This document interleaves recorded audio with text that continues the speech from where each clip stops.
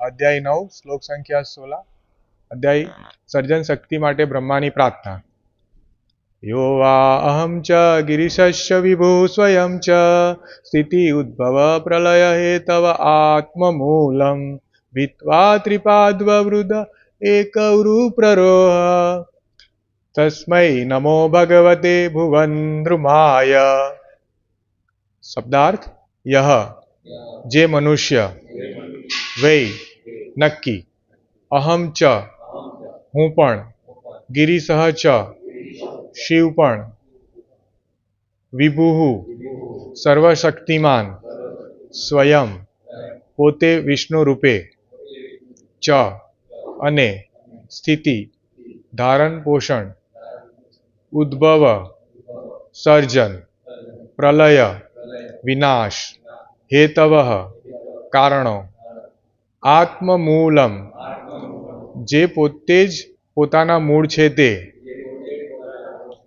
ભીત્વા ભેદીને, ત્રિપાદ ત્રણ થડ, વવૃદ્ધે વૃદ્ધિ પામ્યા, એકઃ એક, અદ્વિતીય ઉરુ ઘણા, પ્રરોહ શાખાઓ, તસ્મૈ તેમને, નમઃ નમસ્કાર, ભગવતે ભગવાનને, ભુવનદ્રુમાય ગ્રહમંડળ એટલે કે લોકરૂપી વૃક્ષને.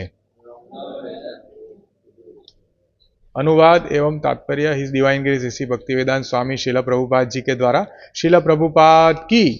अनुवाद: हे प्रभु, ग्रहमंडल रूपी वृक्षना आप मुख्य थड़ छो. आ वृक्ष સર્જન, વિસર્જન અને પાલન માટે છે. શિવ અને સર્વસમર્થ આપ, હું શિવ અને સર્વસમર્થ આપ એમ ત્રણ થડ વડે પ્રકૃતિને ભેદીને વૃદ્ધિ પામ્યું છે અને આપણે ત્રણ ગણી શાખાઓ સાથે વિસ્તર્યા છીએ. માટે ભુવન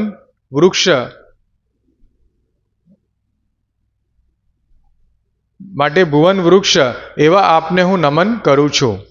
ભાવાર્થ: વિશ્વ પ્રાગટ્યને સ્થૂળ રીતે ત્રણ લોકમાં વિભાજિત કરવામાં આવ્યું છે: ઉધ્વલોક, મધ્યલોક અને નિમ્નલોક. તે પછી જેના પ્રધાન મૂળ પૂર્ણ પુરુષોત્તમ પરમેશ્વર છે તેવા 14 ગ્રહમંડળવાળા વિશ્વમાં તે વિસ્તરે છે. જે ભૌતિક પ્રકૃતિ વિશ્વ પ્રાગટ્યનું કારણ હોવાનું જણાય છે તે તો માત્ર ભગવાનની શક્તિ છે. ભગવદ્ ગીતા અધ્યાય 9 શ્લોક સંખ્યા 10 માં આનું સમર્થન જોવા મળે છે. મયા દેક્ષણ પ્રકૃતિ સુયતે સચરાચરમ. માત્ર પરમેશ્વરના અધ્યક્ષ પદ હેઠળ પ્રકૃતિ સર્જન, પાલન અને વિસર્જનનું કારણ હોવાનું જણાય છે. સર્જન, પાલન, પોષણ અને વિસર્જન માટે ભગવાન અનુક્રમે બ્રહ્મા, વિષ્ણુ અને શિવ એ ત્રણમાં વિસ્તાર પામે છે. પ્રકૃતિના ત્રણ ગુણોના નિયંતા આ ત્રણ મુખ્ય પ્રતિનિધિઓમાં વિષ્ણુ સર્વસમર્થ છે. પાલન પોષણ હેતુ માટે તેઓ ભૌતિક પ્રકૃતિમાં હોવા છતાં તેઓ પ્રકૃતિના નિયમો વડે નિયંત્રિત નથી થતા. અન્ય બંને બ્રહ્મા તથા શિવ લગભગ વિષ્ણુ જેટલા જ મહાસમર્થ હોવા છતાં પરમેશ્વરની ભૌતિક શક્તિના નિયમનમાં હોય છે. મૂર્ખ બહુ ઈશ્વરવાદીઓ પ્રકૃતિના અનેક વિભાગોનું નિયમન કરનારા અનેક ઈશ્વરો છે એમ જ માને છે. તે ખોટું છે. ભગવાન એક અને અદ્વિતીય છે. તેઓ સર્વ કારણોના આદિ કારણ છે.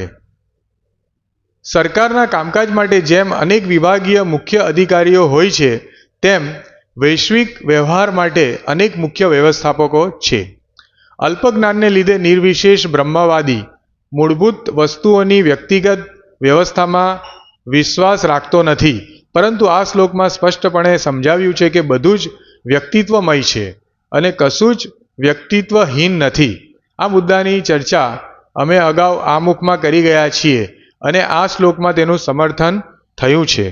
ભગવદ્ ગીતાના 15મા અધ્યાયમાં જેના મૂળ ઉપર છે એવા અસ્વસ્થ વૃક્ષ રૂપે ભૌતિક સૃષ્ટિરૂપી વૃક્ષનું વર્ણન થયું છે.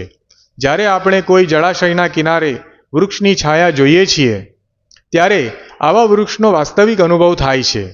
પાણી ઉપર પડતું વૃક્ષનું પ્રતિબંબ ઉપરની બાજુના તેના મૂળમાંથી લટકતા વૃક્ષની જેમ દેખાય છે.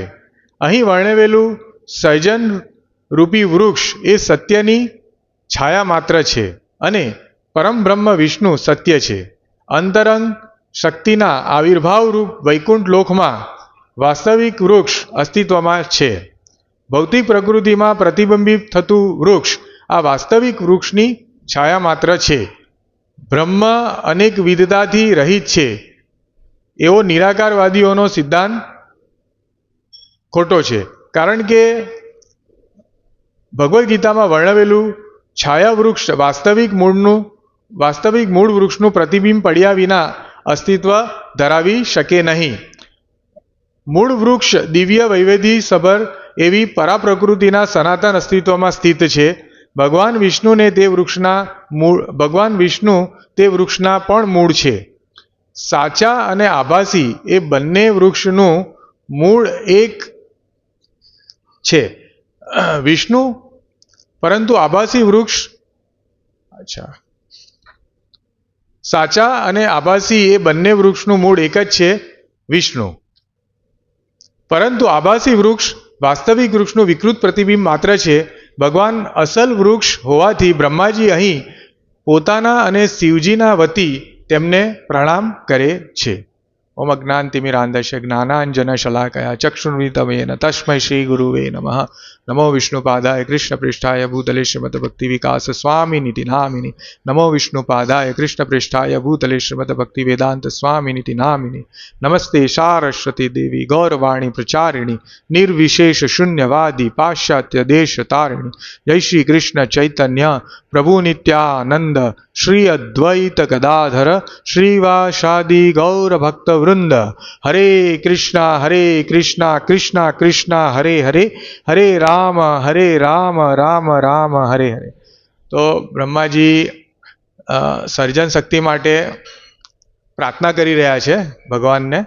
તો એક પછી એક પ્રાર્થનાના જે શ્લોક આવે છે એમાં ખાસ કરીને આપણે જો ધ્યાનપૂર્વક જોઈએ તો અંતરંગા શક્તિ અને બહિરંગા શક્તિ, ભગવાનની ભૌતિક પ્રકૃતિ બહિરંગા શક્તિ અને ભગવાનની જે અંતરંગા શક્તિ છે, જે આધ્યાત્મિક શક્તિ, એ કેવી રીતે અલગ છે અને મૂળ કારણ શું છે ભૌતિક પ્રકૃતિનું, એના વિશે ધીરે ધીરે બ્રહ્માજી બધું રિવીલ કરે છે એક પછી એક.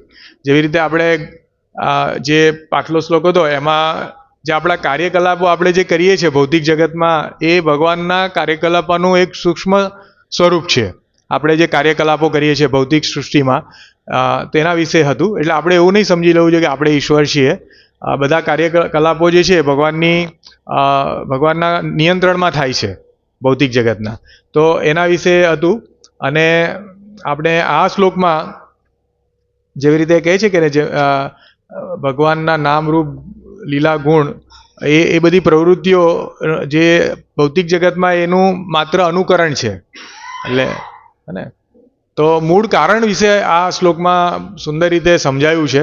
અને આપણે ક્યારેક બી જોઈએ છે તો આપણે ભગવદ્ ગીતામાં પણ સમજાયું છે કે જે ઊંધું વૃક્ષનું પ્રતિબિંબ જે પડે છે, કિનારા પર એક વૃક્ષ હોય છે, એનું પ્રતિબિંબ જ્યારે પડે તો એ એના મૂળ ઉપર હોય છે અને એની શાખાઓ નીચે હોય છે.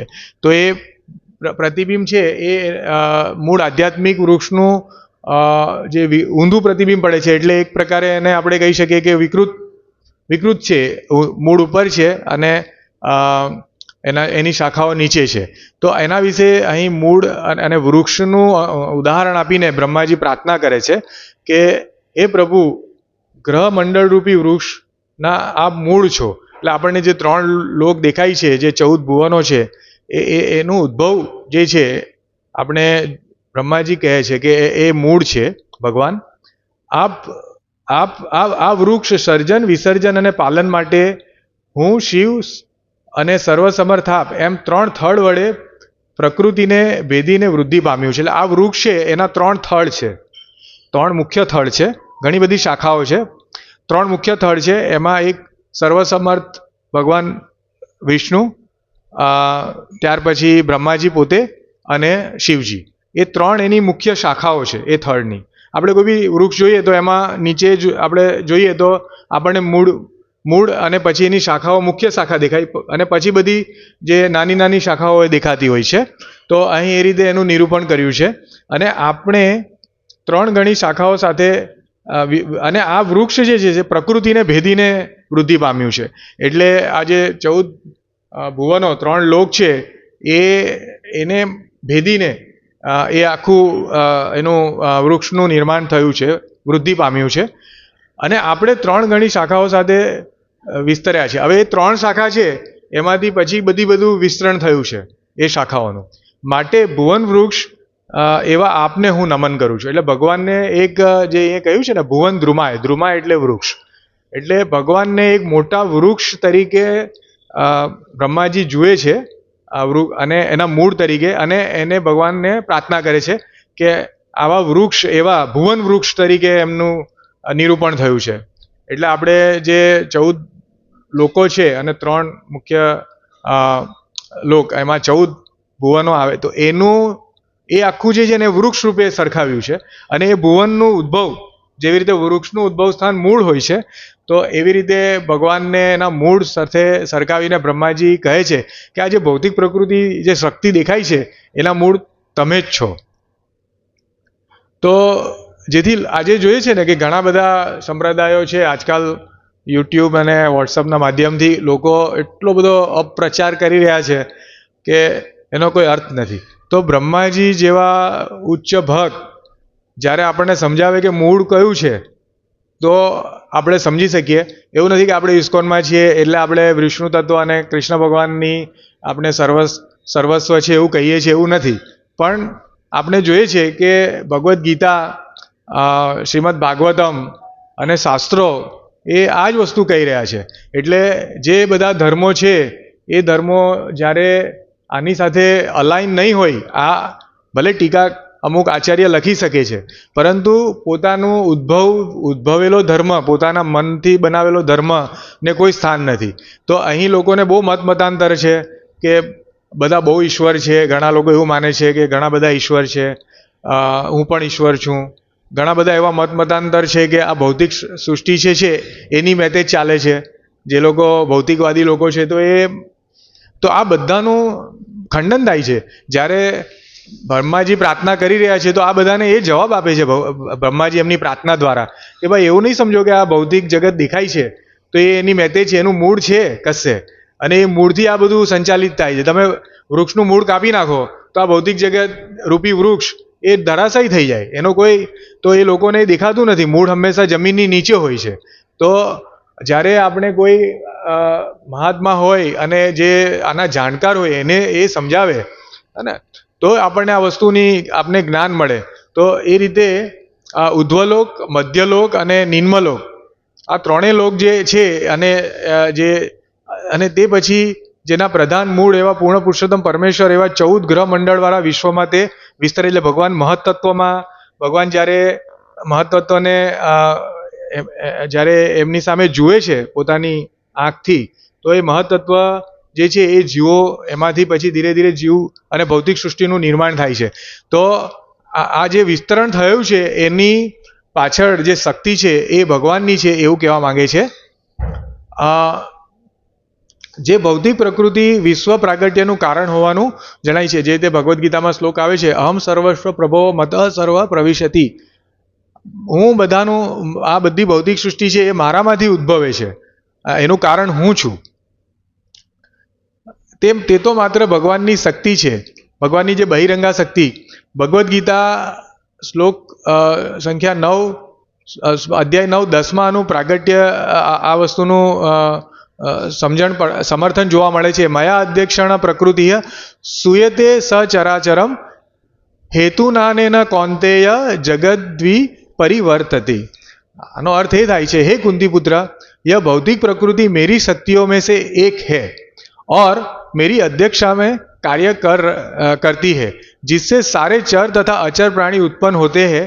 इसके शासन में यह जगत बारंबार सृजित और विनिष्ट होता रहता है. હવે આપણે બુદ્ધિ એટલી સીમિત છે કે આપણે આ જગતમાં અત્યારે જન્મ લીધો અને આપણે એવું કહીએ છીએ કે એ સ્વયં સંચાલિત છે, પરંતુ ભગવાનની બહુ બધી શક્તિ છે.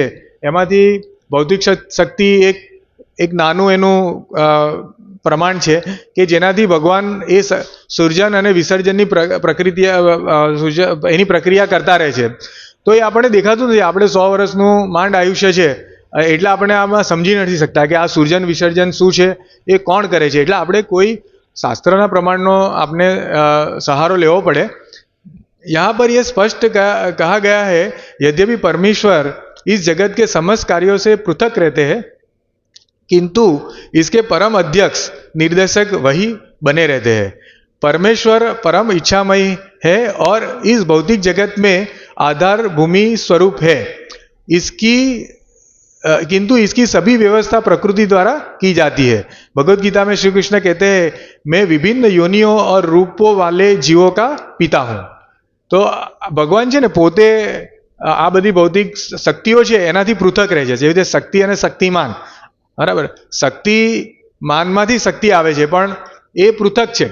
એવી રીતે ભગવાન પોતાના અંશાવતાર અને બધાના ભગવાનના જે પાર્ષદો છે એના દ્વારા, જેવી રીતે આપણે જોયું કે મહાવિષ્ણુના જે રોમમાંથી બ્રહ્માંડનું સર્જન થાય છે, એટલે ભગવાન પોતે એની શક્તિઓ દ્વારા સર્જન કરે છે. મહાવિષ્ણુ એમાં એમની લીલાઓમાં ભાગ લે છે. મહાવિષ્ણુ છે, ગર્ભોદક્ષાય વિષ્ણુ છે, એ બધા ભગવાનના એક્સપાન્શન છે.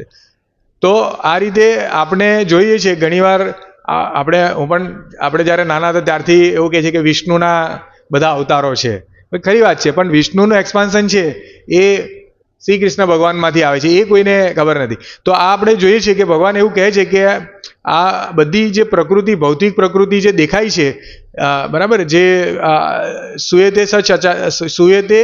સચરાચરમ, ચર અને અચર, એ બધી મારી અધ્યક્ષતામાં કાર્ય કરે છે. એટલે એમના નિર્દેશક છે ભગવાન છે. આપણે દેખાતા, આપણે કોઈ મૂવી હોય તો એના નિર્દેશક એમાં ભાગ નથી લેતા, બધા બીજા કલાકારો ભાગ લેતા હોય નાટકમાં ને એમાં, નિર્દેશક પોતે ભાગ નથી લેતા. તો એનો અર્થ એવો નથી કે આ એની મેતે ચાલી રહ્યું છે નાટક. એની પાછળ બ્રેન છે, એની પાછળ ભગવાનની શક્તિ છે. બધું કંઈ હમણાં ઘણા બધા થોડા મેં જોયા કે હવે અમુક જે લોકો સમજે છે, જે લોકો ભૌતિકવાદી છે અને એ લોકો સમજવા ટ્રાય કરે છે, ખરેખર જે લોકો થોડા ગંભીર છે, ભલે એ લોકો ભગવાનને ઓળખતા નથી પણ એના પર આવે છે લોકો કે આ બધું ચાન્સથી આ બધું કોણ કરી રહ્યું છે. એ લોકો બી હવે આશ્ચર્યચકિત થાય છે. જેમ જેમ ડીપમાં સ્ટડી કરતા જાય છે તો એ લોકો આશ્ચર્ય, પણ એ લોકોને એનો જવાબ નથી મળી શકતો. અને અમુક જગ્યાએ અમુક સ્થળે આવીને એ લોકો રોકાઈ જાય છે અને એ લોકો ખરેખર એવું વિચારી રહ્યા છે કે આની પાછળ કોણ છે. એટલે જેમ જેમ સંશોધન થાય છે, પરંતુ કહેવાનો ભાવ અર્થ એ છે કે એ લોકોને એવી તાલીમ નથી મળી. એ લોકોને નાનપણથી, અથવા તો એ લોકો શાસ્ત્રના શરણમાં નથી જતા, એટલે એ લોકો ગોળ ગોળ ફર્યા કરે છે. પરંતુ અમુક વાર એ લોકો બહુ એનાથી એ થઈ જાય છે કે આ કેવી રીતે, હવે જનીનના બધા એકમો છે એની અંદર જઈને બધું ચેક કરે છે લોકો કે કેવી રીતે ડિઝીઝ થાય છે. હમણાં મારા એક મિત્રને કેન્સર થયું છે, તો એની સાથે મારા ડૉક્ટર સાથે વાર્તાલાપ થયો તો એને કીધું કે આ બહુ રેર છે કેન્સર, અને એની કોઈ દવા અમે નથી શોધી, કારણ કે કેન્સરની દવા શોધવા માટે અમારે પ્રયોગો કરવા પડે અને એના કોષોને કેવી રીતે મારી શકાય. પણ આ કેન્સરના કોષો બહુ રેર છે ને એના માટે કોઈ દવા પર્ટિક્યુલર શોધાઈ નથી. તો પછી મેં એમને પૂછ્યું કે આ કેવી રીતે થાય, તો કે આમાં જનીનો બધા મ્યુટેશન થાય અને એનું કારણ નથી ખબર પડતી અમને કે કેવી રીતે થાય છે. બાય ચાન્સ છે આ, કોઈકને થાય, એટલે ચાન્સ કહીને એ લોકો છૂટી જાય છે. પરંતુ જ્યારે આપણે જોઈએ છીએ ભગવાન આમાં ક્લિયર બતાવે છે કે આ બધું મારા ચાન્સ નથી, મારા નિયંત્રણમાં છે.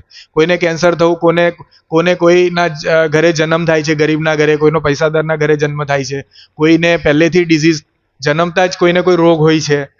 તો આ બધું આખી ભૌતિક પ્રકૃતિ જે છે એનું જે ચર અને અચર, એવું નથી કે માત્ર જીવો, અચર પણ બધા ભગવાનની શક્તિના હેઠળ છે, ભગવાનના નિર્દેશનના હેઠળ છે. તો એ આપણે જાણી લઈએ ને તો ઘણા બધા સવાલોનો જવાબ આપોઆપ મળી જાય. એટલે શ્રીલ પ્રભુપાદ આમાં કહે છે કે માત્ર પરમેશ્વરના અધ્યક્ષ પદ હેઠળ પ્રકૃતિ સર્જન, પાલન અને વિસર્જનનું કારણ જણાય છે.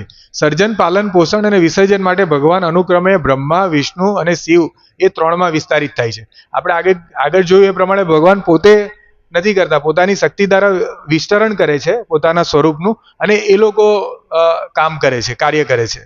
અને આમાં આપણે જોઈએ છીએ આપણા શાસ્ત્રમાં કે આપણે કહીએ છીએ કે ગોડ એટલે જનરેટર, ઓપરેટર અને ડિસ્ટોરર. તો એવી રીતે બ્રહ્મા, વિષ્ણુ અને શિવ એ ખરેખર ભગવાનના અંશો છે, ભગવાનની શક્તિના રૂપે એ લોકો આ વસ્તુ કરે છે. એટલે આપણે એવું નહીં સમજવું કે દાખલા તરીકે શિવજી છે અથવા તો વિષ્ણુ છે તો એ એમનું કાર્ય જે કરે છે એના માટે શક્તિ જે છે એ જેવી રીતે અહીં પ્રભુપાદજીએ સુંદર ઉદાહરણ આપ્યું છે કે આપણા કોઈ પણ બંધારણમાં કંપનીનું બંધારણ હોય, પ્રાઇવેટ કંપનીનું કે ગવર્મેન્ટનું હોય, તો એમાં બધા સ્તરો હોય છે ઉપરથી લઈને નીચે સુધી, અને એ લોકોને જુદા જુદા કાર્ય કરવા માટે એ લોકોને જુદા જુદા પાવર ડેલિગેટ્સ થયા હોય છે કે ભાઈ તમે આ કરજો, તમે આ કરજો, તમે આ કરજો. પરંતુ ફાઇનલ ઓથોરિટી જે છે એ એક જ હોય. દરેક આપણે જોઈએ ઓફિસમાં કે એમાં ફાઇનલ ઓથોરિટી હોય કે જે એનો મુખ્ય હેડ હોય તે જ પછી ફાઇનલ કરે. તો બીજા બધા કાર્ય કરતા હોય છે એમના નિર્દેશનમાં, એ આપણે સમજવું જોઈએ. એવી રીતે આ બધી પ્રકૃતિમાં બી જે દેવી દેવતાઓ છે જુદા જુદા, અને ઇન્ક્લુડિંગ બ્રહ્મા, વિષ્ણુ, મહેશ પણ એ ભગવાનની શક્તિ પામીને, શક્તિ ભગવાન પાસેથી લઈને આ બધા કાર્યો કરે છે. ભગવાન આ ત્રણેય ગુણોના નિયંતા, આ ત્રણ મુખ્ય પ્રતિનિધિઓમાં વિષ્ણુ સર્વસમર્થ છે. વિષ્ણુ જે છે એ સર્વસમર્થ એમને પ્રભુપાદજીએ કહ્યું છે. અને એ વિષ્ણુ તત્વ છે એ ભૌતિક પ્રકૃતિથી એ કહેવાય ને ભૌતિક પ્રકૃતિમાં થી એનાથી એ નથી થતું કન્ટામિનેટ, મીન્સ એ અલગ છે વિષ્ણુ તત્વ. ભલે એ સર્જન કરે છે પણ એ અલગ છે, પાલન કરે છે. પરંતુ શિવ અને બ્રહ્માને શીલ પ્રભુપાદજી લખે છે કે ભૌતિક પ્રકૃતિના આધીન હોય છે અને ભૌતિક પ્રકૃતિના નિયમો વડે આધીન હોય છે, જ્યારે વિષ્ણુ તત્વ એ અલગ છે, સર્વસમર્થ છે અને એ આમાંથી મુક્ત હોય છે. અન્ય બંને બ્રહ્મા તથા શિવ લગભગ વિષ્ણુ જેટલા જ મહાસમર્થ હોવા છતાં પરમેશ્વરની ભૌતિક શક્તિના નિયમનમાં કાર્ય કરે છે. તો આ રીતે આપણે જોઈએ છે કે આપણે બાહ્ય રૂપે એવું દેખાતું હોય કે બ્રહ્માજી સર્જન કરી રહ્યા છે, પણ એ બ્રહ્માજી ગૌણ સર્જન કરે છે, મુખ્ય સર્જન કૃષ્ણ ભગવાન કરે છે. આપણે જોયું કે બ્રહ્માજી પ્રાર્થના પણ કરે છે કે ઈશ્વર પરમ કૃષ્ણ અનાદિ આદિ ગોવિંદ સર્વ કારણ કારણાત. જેવી રીતે સર્વ કારણોના કારણ એ ભગવાન પોતે છે અને અનાદિ છે ભગવાન, અને સરકારના કામકાજ માટે જેમ અનેક વિભાગ હોય છે, એના અલગ અલગ અધિકારી હોય છે, તેમ વૈશ્વિક વ્યવહાર માટે આ ભૌતિક પ્રકૃતિને ચલાવવાના વ્યવહારને વૈશ્વિક વ્યવહાર કહેવામાં આવે છે. એના ઘણા બધા મુખ્ય વ્યવસ્થાપકો ભગવાને નિમેલા છે કે તમે આ કરો એમ. એ રીતે અલ્પ જ્ઞાનને લીધે નિર્વિશેષ બ્રહ્મવાદી મૂળભૂત વસ્તુઓની વ્યક્તિગત વ્યવસ્થામાં વિશ્વાસ રાખતો નથી. નિર્વિશેષવાદીઓ છે, બ્રહ્મવાદીઓ છે, એ મૂળભૂત જે વ્યક્તિગત વ્યવસ્થા છે કે આ ભલે ભગવાન દરેક ભૌતિક પ્રકૃતિમાં પરમેશ્વર રૂપે ચર અચરમાં ભગવાન છે એ વાત સાચી, પણ એનું મૂળ એઝ અ વિષ્ણુ છે એ વ્યક્તિત્વ એ લોકો સ્વીકારતા નથી. તો આમાં આ બ્રહ્માજીએ આ વસ્તુ કીધી છે કે મૂળ કોણ છે. ભલે બાહ્ય પ્રકૃતિ આપણને દેખાય છે, તો આ નિર્વિશેષવાદીઓ જે ખાલી કહે છે કે ભાઈ પરમેશ્વર નિરાકાર છે અને દરેક કણકણમાં વસેલો છે, પરંતુ આ વસ્તુ બ્રહ્માજી દ્વારા સમજવી જોઈએ એમણે કે મૂળ ક્યાં છે. ભલે ભૌતિક પ્રકૃતિ બાહ્ય રૂપે આપણને દેખાય છે, પણ પરમેશ્વર રૂપે બધે ભગવાન છે, પણ ભગવાન નિરાકાર નથી. એનું વ્યક્તિગત વ્યવસ્થા કરેલી છે, વ્યક્તિગત એની વ્યવસ્થા થાય છે મૂળ રૂપ દ્વારા. ભગવાન જે એના મુખ્ય વ્યવસ્થાપક છે. આ શ્લોકમાં સ્પષ્ટપણે સમજાવ્યું છે કે બધું વ્યક્તિત્વમય છે અને કશું જ વ્યક્તિત્વ વિહીન નથી. એટલે આપણે જો આ વસ્તુ સમજીએ તો આપણને પછી ખબર પડે કે કશું વ્યક્તિત્વ વિહીન નથી. બધે જ ભગવાન as a person, as a પૂર્ણ પુરુષોત્તમ પરમેશ્વર રહેલા છે. આ મુદ્દાની ચર્ચા અમે અગાઉ આમુખમાં કરી ગયા છે અને આ શ્લોકમાં તેનું સમર્થન થયું છે. શ્રીલ પ્રભુપાદજી હંમેશા કહે છે કે ભગવાનને જો ખરેખર જાણવા હોય ને તો એને આપણે પૂર્ણ પુરુષોત્તમ પરમેશ્વર રૂપે જાણવા જોઈએ, એક પુરુષ તરીકે. તો જ આપણે આદાન પ્રદાન કરી શકીએ એમની સાથે, અને તો જ આપણે ભક્તિમય સેવા કરી શકીએ છીએ. એટલે આ મુદ્દાની ચર્ચા આમુખમાં કરી છે, જેના મૂળ ઉપર છે. અને આપણે જોઈએ છે ભગવદ્ ગીતામાં આ જે શ્લોક છે કે આપણને 15મા અધ્યાયમાં આ વસ્તુ આવે છે કે જેના મૂળ ઉપર છે એવા અસ્વસ્થ વૃક્ષ રૂપે ભૌતિક સૃષ્ટિ રૂપી વૃક્ષનું વર્ણન છે. જ્યારે આપણે કોઈ જળાશયના કિનારે વૃક્ષની છાયા જોઈએ છીએ ત્યારે આવા વૃક્ષનો વાસ્તવિક અનુભવ થાય છે. એટલે આપણે ઊંધું વૃક્ષ દેખાય, એનું પ્રતિબિંબ પડે છે, વિકૃત પ્રતિબિંબ. એટલે આ ભૌતિક જગત છે એ આખા જે સ્પિરિચ્યુઅલ જગત છે, સ્પિરિચ્યુઅલ વર્લ્ડ છે, એનું વિકૃત પ્રતિબિંબ છે, જેના મૂળ ઉપર છે અને શાખાઓ નીચે છે. ત્યારે આવા વૃક્ષનો વાસ્તવિક અનુભવ થાય છે. પાણી ઉપર વૃક્ષનું પ્રતિબિંબ ઉપરની બાજુના તેના મૂળમાંથી લટકતા વૃક્ષની જેમ દેખાય છે. અહીં વર્ણવેલું સર્જનરૂપી વૃક્ષ એ સત્યની છાયા માત્ર છે. એટલે આ શ્લોકમાં જે બ્રહ્માજી વર્ણવે છે કે આ ભૌતિક વૃક્ષનું જે ભેદન થઈને એ મૂળ ભગવાન છે અને 14 ભુવનમાંથી 3 લોકમાંથી એ આખું એની વૃદ્ધિ જે થઈ છે એ જે વૃક્ષ એ ભૌતિક એની છાયા છે, સ્પિરિચ્યુઅલ જગતની એ છાયા છે. ભૌતિક પ્રકૃતિનું જે આ વૃક્ષ જે છે સર્જન એ સ્પિરિચ્યુઅલ ભગવાનની જે સ્પિરિચ્યુઅલ શક્તિ છે એની એક છાયા માત્ર છે. અંતરંગ શક્તિના આવિર્ભાવ રૂપે વૈકુંઠ લોકોમાં વાસ્તવિક વૃક્ષ અસ્તિત્વમાં છે.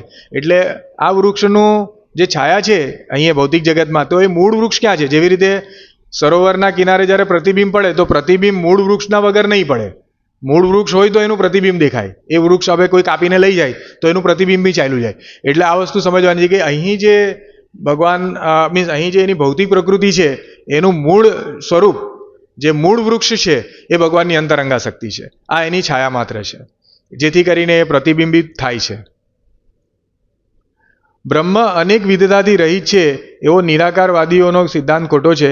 કારણ કે ભગવદ્ ગીતામાં વર્ણવેલું છે કે છાયા વૃક્ષ વાસ્તવિક મૂળ વૃક્ષનું પ્રતિબિંબ પડ્યા વિના અસ્તિત્વ ધરાવી શકે નહીં. એટલે ભગવાનમાં જે વિવિધતા છે, બ્રહ્માવાદી લોકો એવું માને છે કે બ્રહ્મ નિરાકાર છે એટલે વિવિધતા ભગવાનની સમાપ્ત કરી દે છે. બરાબર, ભગવાનની ઘણી બધી વિવિધતા છે જેના દ્વારા આપણે ભગવાન સાથે આદાન પ્રદાન કરીએ તો એનો જ છેદ ઉડાડી દે છે. તો જેથી કરીને આપણે સમજવું જોઈએ કે આ બધી વિવિધતાઓ છે એ ભગવાનની આંતરંગા શક્તિ છે, એનું બહિરંગા શક્તિના રૂપે એની છાયા આપણને દેખાય છે. મૂળ વૃક્ષ દિવ્ય વૈવિધ્ય સભર છે એવી પરાપ્રકૃતિના સનાતન અસ્તિત્વમાં સ્થિત છે. ભગવાન વિષ્ણુ તે વૃક્ષના પણ મૂળ છે. સાચા અને આભાસી એ બંને વૃક્ષનું મૂળ એક જ છે જે વિષ્ણુ છે, પરંતુ આભાસી વૃક્ષ વાસ્તવિક વૃક્ષનું વિકૃત પ્રતિબિંબ છે. એટલે આપણે સમજવું જોઈએ કે મૂળ કોણ છે અને ભૌતિક જગત શું છે. ભૌતિક જગત એ આભાસી પ્રતિબિંબ છે. જેવી રીતે આપણે જોઈએ છે એક બીજો સુંદર શ્લોક છે ભગવદ્ ગીતામાં,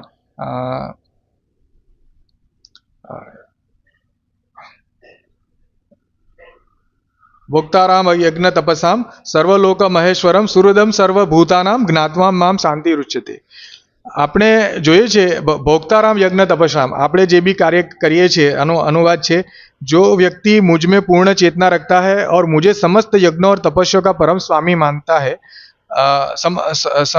समस्त तपस्या का परम लाभार्थी, समस्त ग्रहों तथा देवताओं का परमेश्वर तथा समस्त जीवों का उपकारक और शुभ चिंतक जानकर भौतिक दुखों की पीड़ा से शांति प्राप्त कर सकता है. तो તમે આમાં આપણે જોઈએ છે કે જ્યારે આપણે ભગવાનને મૂળ ચેતના સ્વરૂપ માનીએ અને બધું જ યજ્ઞ તપસ્યા જે પણ આપણે કરીએ એ ભગવાન એના પરમ લાભાર્થી છે એવું માનીએ અને બધા ગ્રહો એટલે આ ભૌતિક પ્રકૃતિ અને દેવતાઓ બધા જ ભગવાનના પ્રતિનિધિઓ એ બધા જ સમસ્ત જીવો અને બીજા બધા જીવો એ બધા જ ભગવાન જ ઉપકારક અને શુભચિંતક છે એવું આપણે જો માનીએ તો જ આપણે દુઃખોથી દૂર થઈ શકીએ. એટલે બ્રહ્માજી આપણે કેવી રીતે દુઃખમાંથી દૂર થઈ શકીએ એનું મૂળ કારણ આપણને સમજાવે છે કે જ્યારે આપણે ભગવાનને આના મૂળ સ્વરૂપે જોઈશું ત્યારે જ આપણને શાંતિ મળી શકે, નહીં તો આપણે શાંતિ નહીં મળી શકે. ભગવદ ચૈતન્ય ચરિતામૃત આદિ લીલામાં 5 શ્લોક 142 એમાં સમજાવ્યું છે, એક ઈશ્વર કૃષ્ણ આરા સબ ભૃત્ય યારે યાછી નાચયા સે તાચે કરે નૃત્ય. આનો અર્થ એ થાય છે કે લોર્ડ કૃષ્ણ ભગવાન કૃષ્ણ એકલા જ એક સુપ્રીમ નિયંત્રક છે, ઈશ્વર ભગવાન જ છે, બાકી બધા એના નોકર છે. તે જેવી રીતે ડાન્સ કરાવે, નૃત્ય કરાવે એ રીતે આખી પ્રકૃતિ નાચે છે. તો ભગવાનના આધીન, ભગવાનના નિર્દેશનમાં જ આ બધું કાર્ય થાય છે. એ મૂળ સિદ્ધાંત આપણે સમજવો જોઈએ, જેથી આપણે સેવા કરી શકીએ, ભગવાનની આદાન પ્રદાન કરી શકીએ, ભગવાનની વિવિધતાઓને આપણે જાણી શકીએ. અને જે પ્રકૃતિની વિવિધતા છે એનાથી મોહિત નહીં થવું જોઈએ. આપણે જોવું જોઈએ કે પ્રકૃતિની વિવિધતા ભગવાનને આધારિત છે અને દરેકમાં, દાખલા તરીકે પાણી, ભગવાન કહે છે પાણીના સ્વાદ તરીકે હું છું પાણીના સ્વાદમાં. તો આ રીતે આપણે ડે ટુ ડે લાઈફમાં જ્યારે આપણે પ્રકૃતિના સંસર્ગમાં રહીએ છીએ, ભૌતિક પ્રકૃતિના સંસર્ગમાં રહીએ છીએ, તો એનું મૂળ કારણ જાણીને જો આપણે રહીએ તો આપણે ક્યારેય ભૌતિક પ્રકૃતિ આપણે અસર ના કરી શકે. એમની જે 3 ગીણોની બનેલી ભૌતિક પ્રકૃતિ છે એનાથી આપણે અલિપ્ત રહીએ અને આપણે ભગવાનની પ્રેમમય સેવા બહુ સારી રીતે કરી શકીએ. અને એનું કારણ, એનું જે પરમ લાભ છે, આપણે શાંતિ મળે, આપણે જન્મ મૃત્યુના ચક્રમાંથી આપણે બહાર આવી શકીએ. હરે કૃષ્ણ. તમ કી જય. શીલ